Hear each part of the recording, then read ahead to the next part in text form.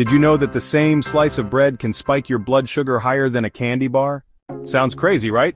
But that's exactly what the glycemic index reveals. If you've ever wondered why some foods leave you feeling sluggish, while others keep you energized for hours, you're in the right place. Today, we're diving deep into the glycemic index, what it is, how it affects your blood sugar, and why it could be the missing piece in your diet. Stick around till the end to find out the biggest mistake people make when choosing so-called healthy foods, and how you can avoid it. Let's get into it. The glycemic index, or GI, is like a speedometer for carbs. It measures how fast a particular food raises your blood sugar.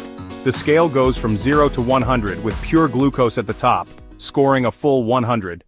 Now here's where it gets interesting. Foods with a high GI, like white bread, potatoes, and sugary cereals, cause a rapid spike in blood sugar. That's your energy rush, followed by the dreaded crash. Low GI foods like lentils, quinoa, and apples release energy slowly, keeping you fuller longer and preventing those wild sugar swings. And here's the kicker. Some foods you think are healthy might actually have a higher GI than junk food. For example, a plain bagel, GI of 72, higher than a Snickers bar, mind blown? Just wait, because it gets even wilder. So why should you care about GI? Because blood sugar control isn't just for diabetics, it affects energy, hunger, fat storage, and even mood swings. When you eat high GI foods, your blood sugar spikes fast, triggering a big insulin release. Insulin's job? To pull that sugar out of your blood and store it, often as fat. The result? You're hungrier faster, you crave more sugar. And over time, this cycle can lead to insulin resistance, weight gain, and even type 2 diabetes. On the flip side, low GI foods keep your blood sugar steady, meaning more stable energy, fewer cravings, better weight control, and a reduced risk of metabolic diseases. And who doesn't want that? Okay, quick myth-busting session because there's a lot of confusion around the glycemic index. Myth number 1, all carbs are bad. Nope, it's about choosing the right carbs. Whole grains, beans, and veggies? Great. Processed white bread? Not so much. Myth number 2, a food with a low GI is always healthy. Not necessarily. Chocolate has a lower GI than a watermelon, but that doesn't mean it's the better choice nutritionally. GI is just one piece of the puzzle. Myth number 3, you have to avoid high GI foods completely. Wrong again. The trick is to combine foods strategically. Pairing high GI foods with protein, fat, or fiber slows down sugar absorption. So instead of eating a plain white bagel, add some peanut butter or eggs to keep your blood sugar steady.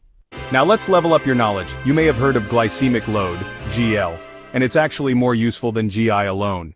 GI tells you how fast a food spikes blood sugar, but GL factors in portion size.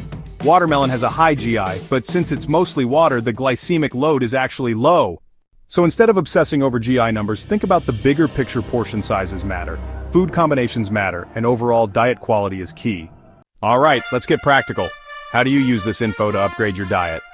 Scene 2, tip number 1, swap refined carbs. 1. Swap refined carbs for whole grains. Ditch white rice for brown, swap white bread for whole grain, and say goodbye to sugar-loaded cereals. 2. Pair smartly, add protein, healthy fats, or fiber to slow down sugar absorption. Think avocado on toast instead of just plain toast. Tip number 3, choose smart snacks. Go for nuts, Greek yogurt, or hummus with veggies instead of chips or crackers. 4. Watch liquid calories. Juices and sodas, high glycemic index and little fiber. Opt for whole fruits or infused water instead. So now you know, your blood sugar isn't just about sugar, it's about the type of carbs, the combinations, and the timing. And here's your challenge. For the next week, try swapping just one high glycemic index food for a lower glycemic index option. Your energy, focus, and cravings might surprise you.